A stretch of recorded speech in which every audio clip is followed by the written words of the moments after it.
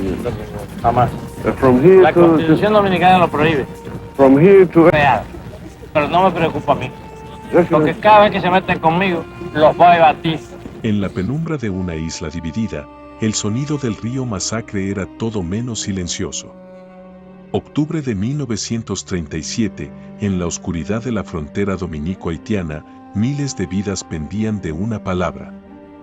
Bajo la orden de un solo hombre, Rafael Leónidas Trujillo, el poder de la muerte se convirtió en el eco de su brutalidad y en una advertencia para el futuro. Un dictador decidido a proteger la pureza dominicana a cualquier precio, estaba dispuesto a cortar de raíz lo que él consideraba una invasión encubierta, la migración haitiana. Para él, esta no era una frontera pacífica, era un campo de batalla silencioso donde un error al pronunciar perejil significaba la vida o la muerte.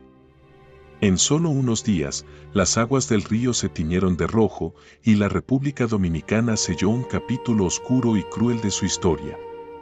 Hoy, décadas después, ese mismo temor resurge.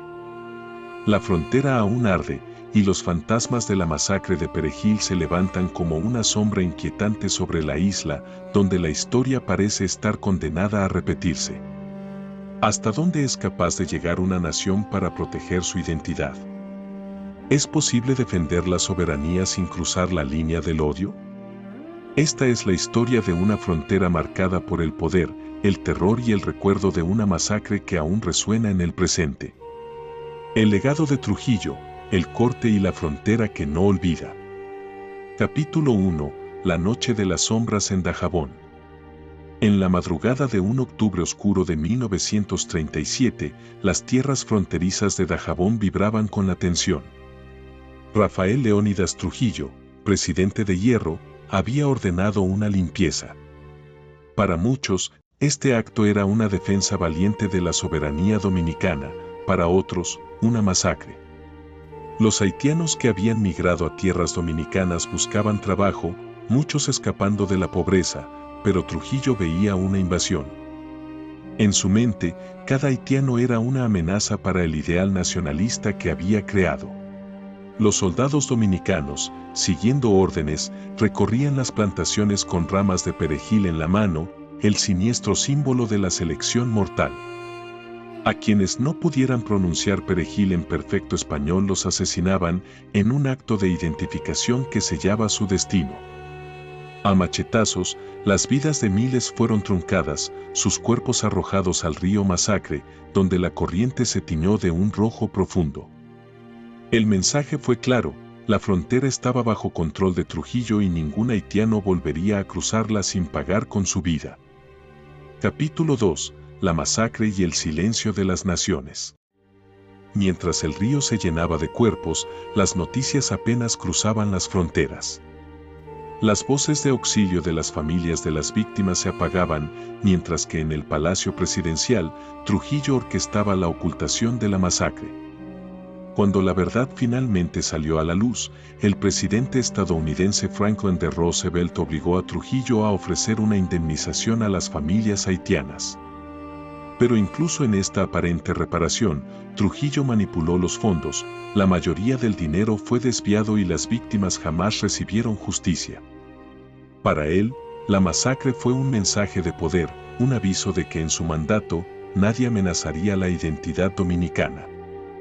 Capítulo 3. Ecos de una historia que no calla. El recuerdo de la masacre de Perejil se mantuvo oculto por años, pero las heridas abiertas entre las dos naciones nunca sanaron. Décadas después, en las calles de Dajabón, los susurros de la masacre se mezclan con los actuales conflictos migratorios. En la República Dominicana viven hoy más de 1 millón de haitianos indocumentados, y las deportaciones masivas han reavivado el temor de una invasión silenciosa. La frontera sigue siendo una línea de conflicto, y muchos dominicanos se sienten atrapados en una historia que parece repetirse. La frontera, controlada y vigilada por el Estado, ya no es solo un lugar físico, sino una barrera emocional, un recordatorio del corte que Trujillo instauró. A la sombra de la masacre, muchos ciudadanos se preguntan, ¿cuándo la defensa de la patria cruza la línea y se convierte en odio? Capítulo 4. los secretos de Trujillo y su advertencia a las futuras generaciones. En una carta inquietante, Trujillo dejó un mensaje a la juventud dominicana: nunca confíen en los haitianos. Sus palabras, impregnadas de odio y de un miedo a la pérdida de control, resonaron por generaciones. Trujillo temía una invasión que, según él, algún día borraría la identidad dominicana y daría control a los haitianos sobre la nación. Aconsejó a sus seguidores mantener un programa de dominización fronteriza y advirtió que, con el tiempo, la inmigración sería un arma de conquista. Años después, cuando la crisis migratoria estalla nuevamente, algunos políticos recuerdan sus palabras como una profecía, otros lo ven como un acto monstruoso que no debe repetirse. A pesar de las divisiones, en los debates sobre la inmigración haitiana, las palabras de Trujillo son invocadas como un oscuro eco del pasado que persiste en el presente. Capítulo 5. La sombra de una nueva frontera. Hoy, la situación fronteriza se ha vuelto crítica. Las deportaciones masivas, la sobrepoblación de haitianos en ciudades dominicanas y la falta de recursos han puesto al gobierno dominicano en una encrucijada. Para algunos, es un ciclo de odio que amenaza con reavivarse en la frontera. Para otros, se trata de proteger la soberanía ante lo que ven como una crisis de seguridad. La tensión ha crecido tanto que muchos ciudadanos, inspirados por la retórica de Trujillo, creen que la solución podría ser radical. Pero la pregunta sigue siendo la misma: ¿hasta dónde se puede llegar en nombre de la soberanía sin repetir los horrores de la masacre de 1937?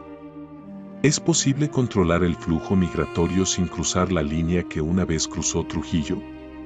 La respuesta no es sencilla, pero mientras las aguas del río Masacre sigan corriendo, el recuerdo de aquellos días oscuros persiste en la frontera, como un fantasma que observa cada movimiento en ambos lados. Epílogo.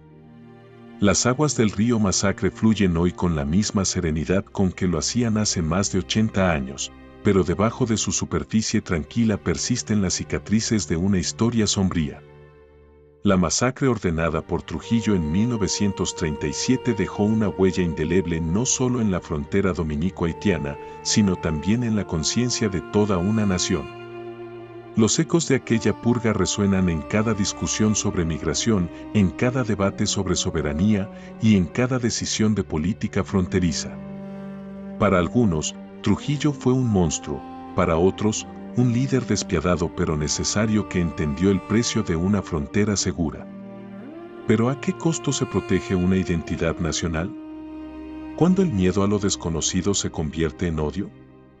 Hoy, al observar la situación en la frontera, muchos sienten que el ciclo se repite. El gobierno lucha con la presión migratoria y el pueblo dominicano sigue dividido. Unos abogan por la acogida, otros ven en los haitianos la sombra de una amenaza similar a la que Trujillo combatió con sangre.